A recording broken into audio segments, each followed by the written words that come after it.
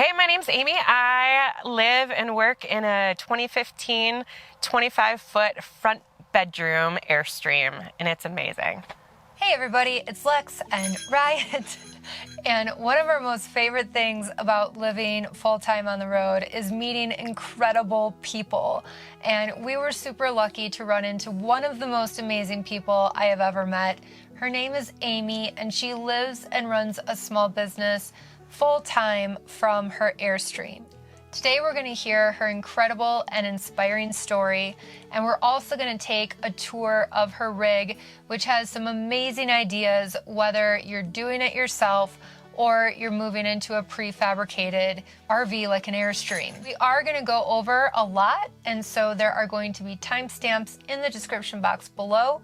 So if you have interest in certain topics or ideas, you can jump ahead or jump around as you please. I know you're going to get some great ideas from Amy, and I'm really excited to share this with you. Amy, how long have you been on the road? I am just going into my 6-month mark, so oh my gosh, I'm still a noob. Still learning a ton every trip. Every time I move every 2 weeks, and so it's perfect for me to learn from this experience. It's really great.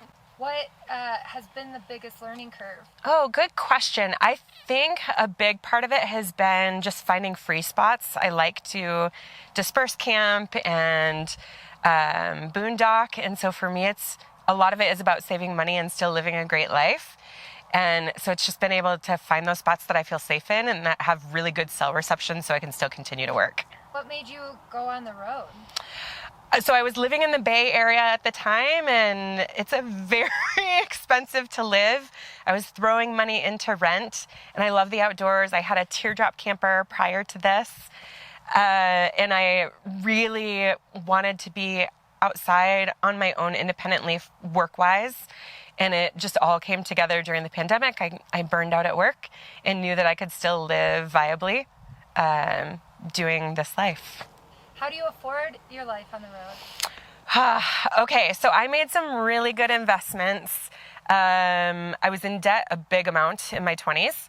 In my 30s, I made some really great investments. So I bought a house or a townhouse in Michigan, and after I lived in that and renovated that for 5 years, I rented it out.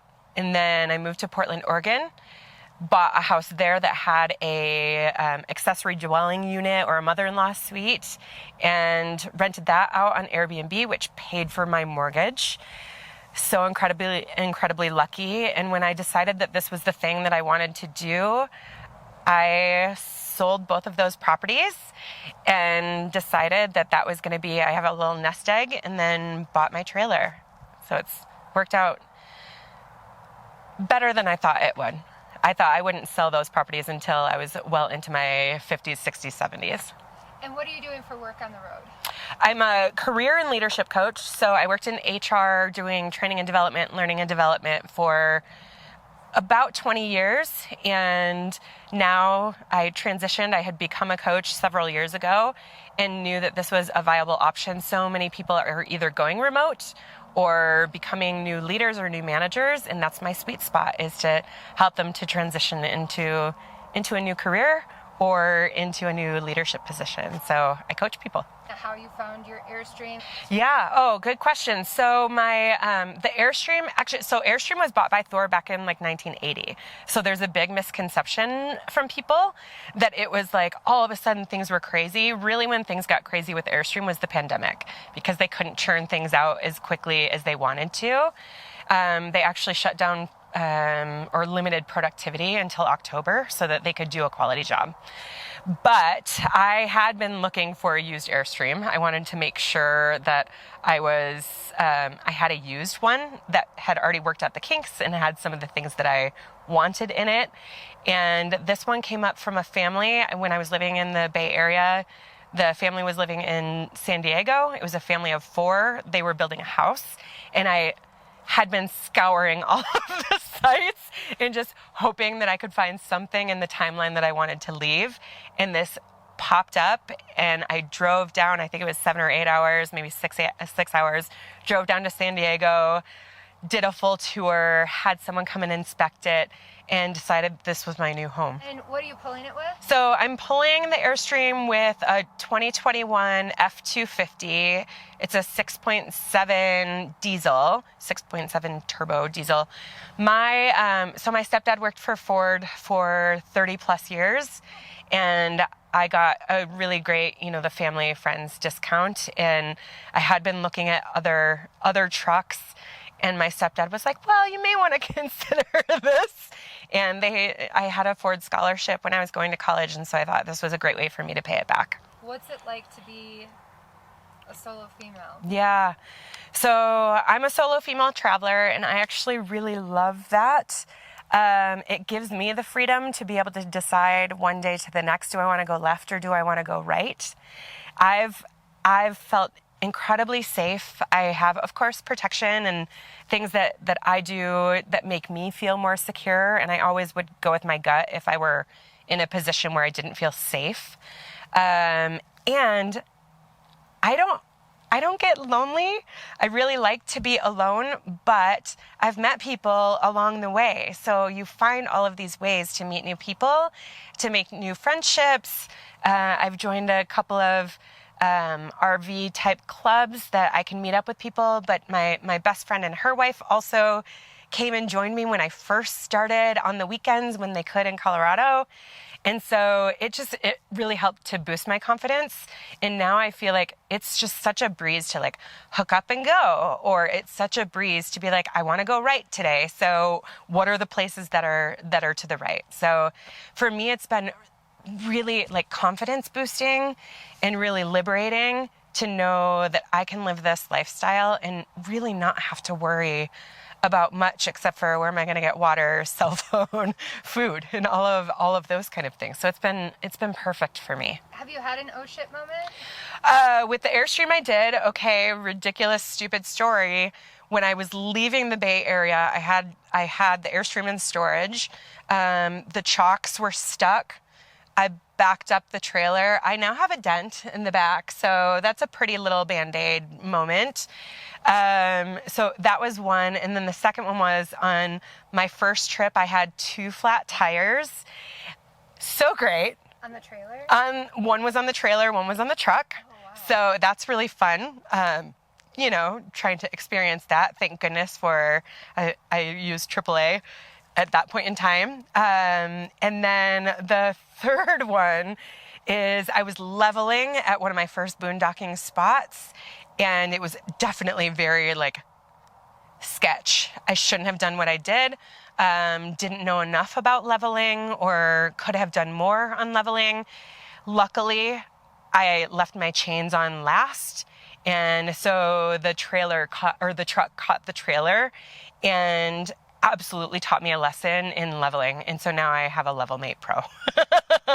Your sources of security is a ferocious beast. I mean, he's a monster. Everyone is afraid of him, for sure. Yeah. So tell us a little bit about him.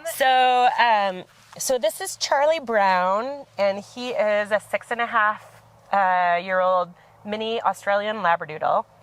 The love of my life, very monstrous, as you can tell. Does not like people. Curly, cuddly beast. So on the road, I was going to learn how to groom him. And he came out looking like a mushroom top. So I've now decided to find small towns that are fairly inexpensive grooming. And now he gets groomed every, I would say, 2 to 3 months and is just fine. So I spend the $50-$60 to get him groomed because I don't want him looking like, yeah, thank you. And buddy. you haven't had any like crazy 1-star groomer experiences or anything like that? Yeah, no 1-star grooming experiences yet. I'm sure that's to come. I have no doubt. Advice you wish you had prior to starting? Yeah, I think so. Doing your research is huge. I had the month before I took off on the road, I had so much anxiety, but the fact of the matter is you're going to learn so much on the road that you might as well just go for it. Lex, I watched your videos like crazy. Even though we have different rigs, we have similar needs. So I think that that's like the anxiety and the fear beforehand is way more than you're ever going to experience actually being on the road. And if someone had told me just breathe and calm down and just move with it, then I would have been much more chill. Yeah. So come on in. So if we start actually at the back, normally this is a dinette. I never use it as a dinette. It's just me. So I pretty much have it just as a couch or a lounge area. And this is also my workstation. So I work from either my iPad or my laptop, and this folds out. So I have a bigger desk. At some point in time, I'm going to do like a lagoon type table or something like that. But it's really nice because I can lounge, and then Charlie Brown can come cuddle with me. If I do have guests, they can stay here, but then there's also, I won't pull it out right now, but there is a little slide out, and a person can actually sleep here as well. This is a TV that I never use, and I thought that I would use it almost as a monitor for work, and then I realized that it ran off of the inverter. So I was like, well, that wastes a lot of energy. Everyone can see me on my iPad or my computer, so let's not do that. So I really just never use that. At some point in time, I think I'll actually tear that down and put up more pictures. And all of the pictures that you see, I lived in Germany for a few years, and so I traveled around Europe and South Africa, Hong Kong. And so you'll see all the pictures are from those travels. And that's actually what bit my solo travel bug. Yeah. Cool. You did all that travel by yourself? All by myself. Yeah. The floors are the same. Really, the modifications that have been made since, I haven't made any, but the previous owners, they put in, there's 380 watts of solar on the top. There's a 2,000 watt inverter, and then a composting toilet, which were all things that I really wanted when I was looking for a trailer, and I thought I was going to have to pay for if I bought something. And so when I did come across this and it had all of those things, I thought, what in the, like, I have to. I absolutely have to. So those are, I would say, those are like the big things that would have cost money that didn't cost me money, except it was paid into the cost of the Airstream. So the little galley kitchen area, I was actually really nervous that I wasn't going to have enough room. I actually really love to cook. And I thought, oh my gosh, how are people doing this? And this is working out great because Airstream has this as a cover for the sink, and the sink is quite nice and deep. I have cutting boards that I can put here, and then I can pull the top down so that it's flat. I actually don't often do that, but that has worked out perfectly. I use all of my drawers as like junk drawers, essentially, that are catch-alls for everything. And I just put all of my cutlery right here so that I could have it as easy access. So, and then I hold all of this down while traveling. I did actually a lot of research on this, on how to hold down plants and things. And there's an earthquake putty or a museum putty that you can use just to hold things down. In 6 months, it's not even moved. So this has been super solid. I would highly recommend that. One of the things that I love about this particular style of Airstream is the flip up cabinets, and that they stay up. They don't ever come open. Hopefully that doesn't change. Same thing over here. This is where all of my dishes and such are, and it's just me. So it's really, like I don't need much.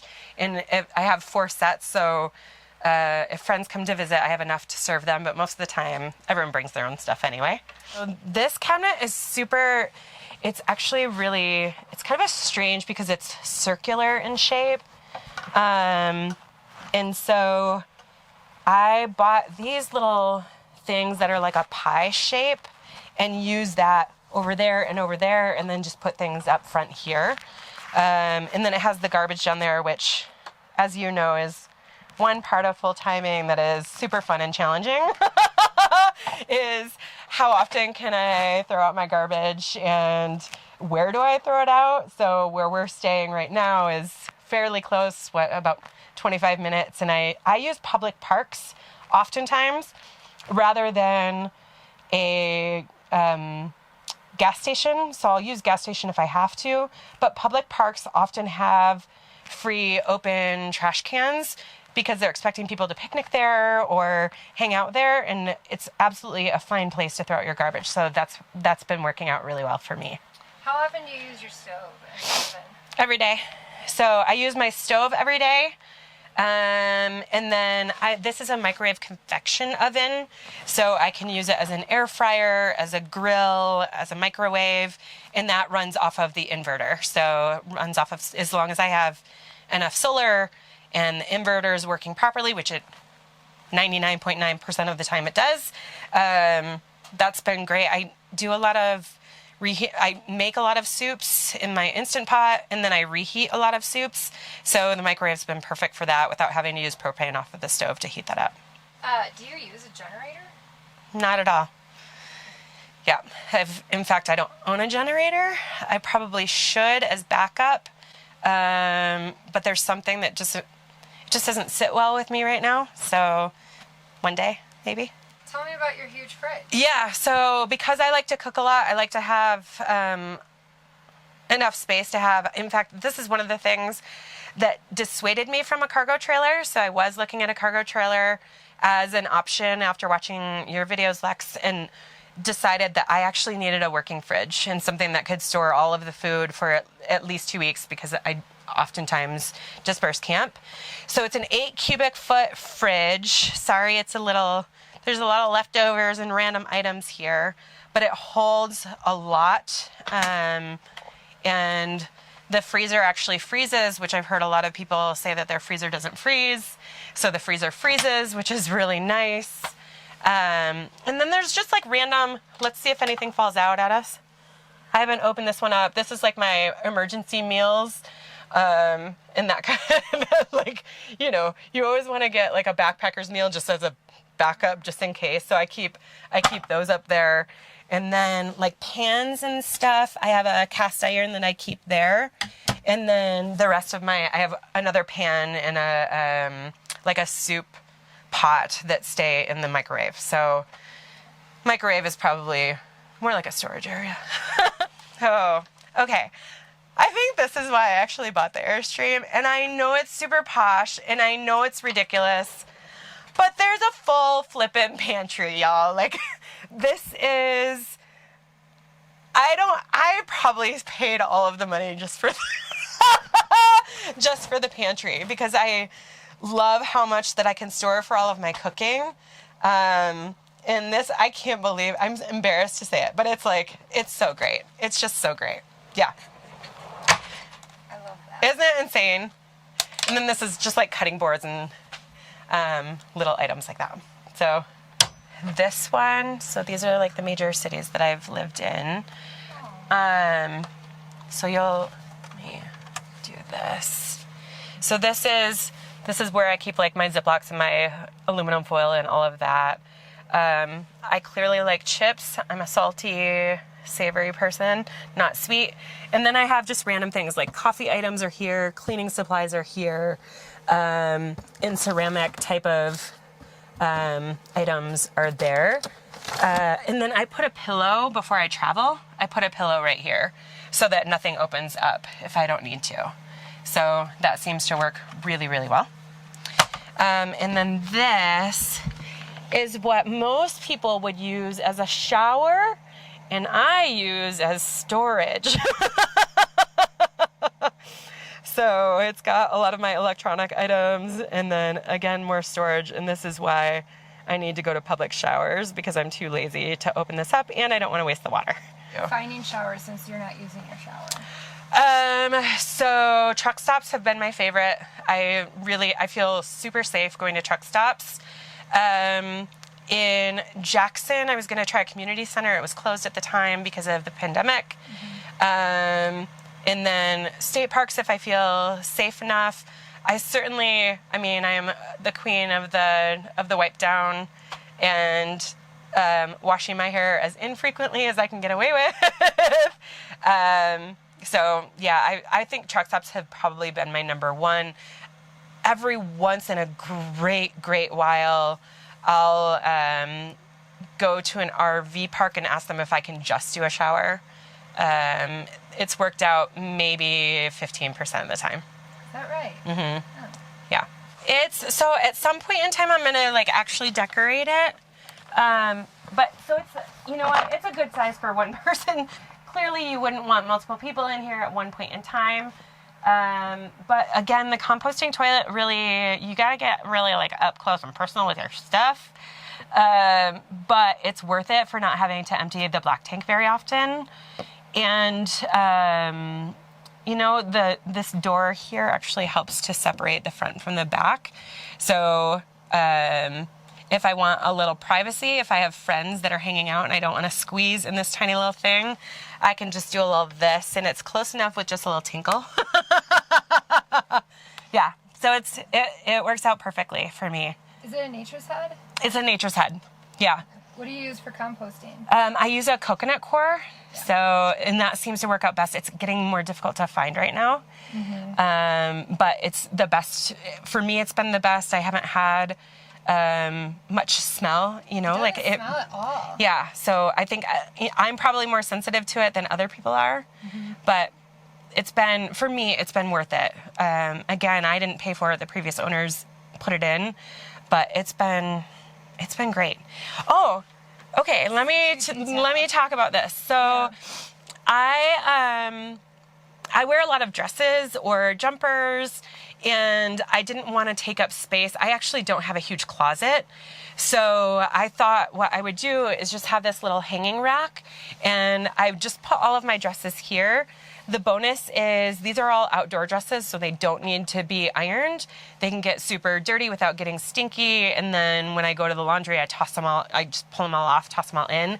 The added benefit is the weight of them actually keeps this onto the door, so it doesn't ever move around. Where do you find dresses like that? So most of these are from Royal Robins is the brand that I use, and it's just this like really great, like I actually wear them on the river if I'm floating or whatever, because they dry off really, really quickly, and they're super cute and look professional. So I go hiking in them. I get in a kayak, river floats, and no one ever knows that I'm wearing these like outdoor dresses. And you can see a client like right afterwards. 1,000%. So I literally can be on the water in the morning and have a client at 2 and have not changed my clothes. Yeah, it's great. Go ahead and tell us about this bedroom. So I love this bedroom for a few reasons. One is that this is a full-size queen, so Charlie Brown can cuddle with me as needed. The other thing that I love about it is that it's cozy. So what a lot of people love about Airstreams are the windows. I think that's great, but for me, in my bedroom, I don't want a lot of windows. So I keep the blackout shades up, and I put Reflectix up there, so that keeps the cool in or the hot out. And then I have a leaning ladder. It's difficult to see from your angle. I have a leaning ladder that I can also hang stuff from. These are overhead bins that I've put these really kind of pliable felt baskets in both of them to store clothes. So that's been really great. There's a wall here that a friend of mine a few years ago when I lived in Portland made me a map of Portland with all the Portland bridges. And so that just makes me feel connected to Portland, makes me feel connected to her, knowing that I'm loved on the road. And then the other thing is that this actually lifts up. I would show you, but the weight of my blankets, I have a weighted blanket and it's not fun. So there's storage under here. The other thing about this is that this is where my Battleborn batteries are and the inverter. So they're staying within the coach so that when it's cold, they're not sitting on the front of the trailer getting cold. So it stays really nice and warm for those lithium batteries, which I like. How much lithium you have? I have 200 amp hours of lithium. So that seems to be enough. it's enough because I think it's partially because I have the Jackery too. So, and I'm not a, like, I actually don't use the lights very often, except during the winter or during spring. That's pretty much the only time I've tried to use Lucci lights that are solar powered, and that seems to work well enough. So it's been great for me. At some point in time, I'll probably upgrade just one more 100 amp hour battery, maybe one more solar panel if it can fit. But it's been great. So how are you getting great internet? So I think I mentioned earlier, for sure, making sure that the sites that I pick actually have internet, or have cell service. So I have both Verizon and AT&T as a backup. My phone is Verizon, and then I have an AT&T SIM card. And then I use this MoFi router, it was fairly pricey, but for someone who wants to work on the road, I think really important if you want to have strong signal reliability. So I just put the SIM cards or one of the SIM cards into the router and connect it, and it only uses data. It doesn't count against it's, like you get 100 megabytes of data if you're lucky. It doesn't count against that when you use it within the router itself. So it doesn't count against your cellular data. It counts against, I wish that I was more educated on this. In any case, I don't get charged extra, and I essentially have unlimited data. And did you just walk into an AT&T and ask them to buy a SIM card? I did. Okay. Yep. Yeah. So I have the Verizon on my phone. I actually also have a Visible SIM card. Visible is like a downgrade. Like a Cricket almost. Right? Yeah. Yep. Exactly. And so I will switch between the AT&T SIM and the Visible SIM, which is $25 a month, and get reliable data. I stream like crazy with video, like Zoom videos, and I like to watch a little Netflix at night. And I've never hit any sort of data caps or anything. I think it's a little bit probably controversial, but, it works for me. And a lot of people are doing it, and it hasn't been shut down yet. And, everything is evolving so often that it's tough anyway. Yeah. And where'd you get your MoFi? Because I know there's a couple of distributors for those. Yeah, so this one is, it's a MoFi 4500. I got it off of Amazon.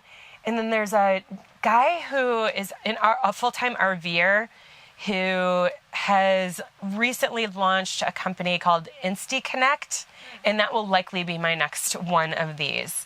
So he is really working on getting that business up and going. It's super solid. It lets you have 2 SIM cards at once, so you don't have to rotate between the 2.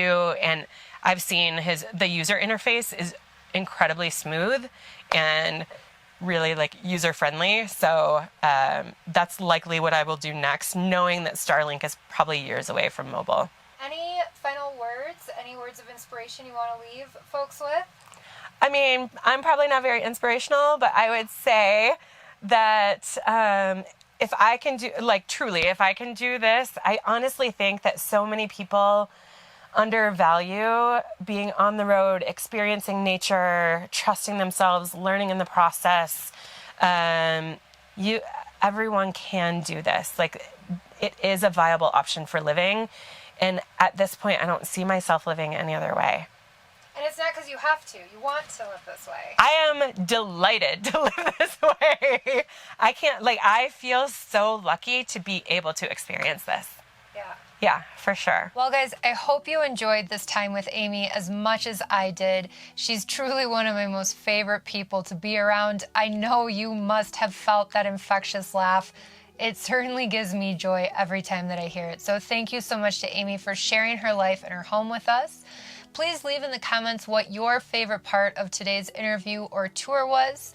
And we certainly hope to see you next time for more adventures on the road with Lex and Riot and all our friends that we meet. If you enjoyed or got benefit from today's video, please click the like button and be sure to subscribe for more nomadic adventures with Lex and Riot.